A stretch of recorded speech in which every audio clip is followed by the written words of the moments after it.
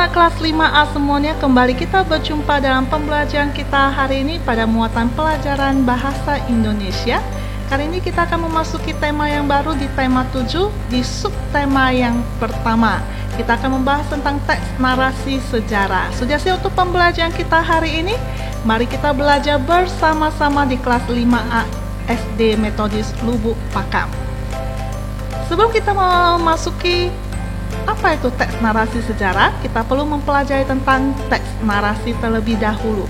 Teks narasi itu merupakan suatu karangan yang menceritakan secara detail suatu kejadian atau peristiwa berdasarkan urutan waktu. Nah, teks narasi ini dapat merupakan peristiwa yang benar-benar terjadi atau sesuai fakta maupun hanya sebuah imajinasi. Jadi jika kalian menemukan teks yang di dalamnya menceritakan dan menjelaskan tentang fakta dan kejadian masa lalu yang pernah terjadi dan memiliki nilai sejarah, itulah yang kita sebut sebagai teks narasi sejarah. Teks narasi sejarah memiliki struktur pada umumnya, ada 3 struktur. Yang pertama itu ada orientasi. Orientasi ini adalah bagian awal dari sebuah teks cerita sejarah. Kemudian ada urutan peristiwa. Nah, pada urutan peristiwa ini berisi rekaman peristiwa sejarah yang pernah terjadi secara berurutan. Kemudian ada reorientasi. Reorientasi pada bagian ini berisi opini dari penulis tentang peristiwa sejarah yang diceritakan di dalam teks. Nah, selain memiliki 3 struktur pada umumnya, teks narasi sejarah juga memiliki ciri-ciri khusus. Ada 4 ciri-ciri khusus dari teks narasi sejarah. Yang pertama itu disajikan secara kronologis atau berurutan. Kemudian, bentuk teks merupakan bentuk cerita ulang. Dan yang ketiga itu sering menggunakan konjungsi temporal. Konjungsi temporal itu adalah salah satu jenis kata hubung yang berfungsi untuk menjabarkan secara kronologi atau secara berurutan suatu keadaan atau suatu peristiwa. Biasanya menggunakan kata-kata seperti selanjutnya, sebelumnya, ketika, dan seterusnya.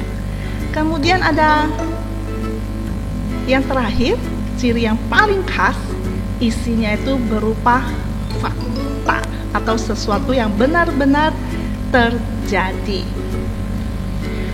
Bagaimana cara kita mengetahui atau menggali informasi teks narasi sejarah? Ada 4 langkah yang bisa kalian lakukan untuk mendapatkan informasi penting dari suatu teks narasi sejarah. Yang pertama yaitu bacalah teks. Kalian harus membaca teks dengan cermat. Kemudian temukan gagasan pokoknya dengan cara menggarisbawahi gagasan pokok tiap paragraf. Gunakan adik Simba. Masih ingat ya? Caranya adalah dengan mengelompokkan informasi dalam teks dengan menggunakan kata tanya adik Simba. Nah, adik Simba itu adalah 5W tambah 1H. Apa? Untuk menanyakan hal atau peristiwa yang terjadi dalam teks. Di mana untuk menanyakan tempat. Kapan untuk menanyakan waktu peristiwa dalam teks. Siapa? Untuk menanyakan orang atau hal yang terlibat dalam teks. Mengapa? Untuk menanyakan penyebab peristiwa dalam teks.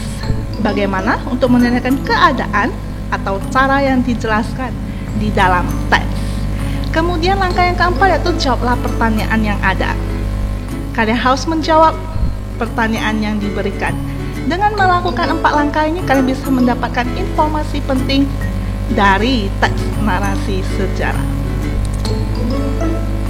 Seperti biasa, di akhir pembelajaran kita hari ini, kita memiliki tugas, bacalah teks narasi sejarah berikut ini. Ini adalah teks narasi sejarah tentang pertempuran Ambarawa. Kalian baca dengan sesama.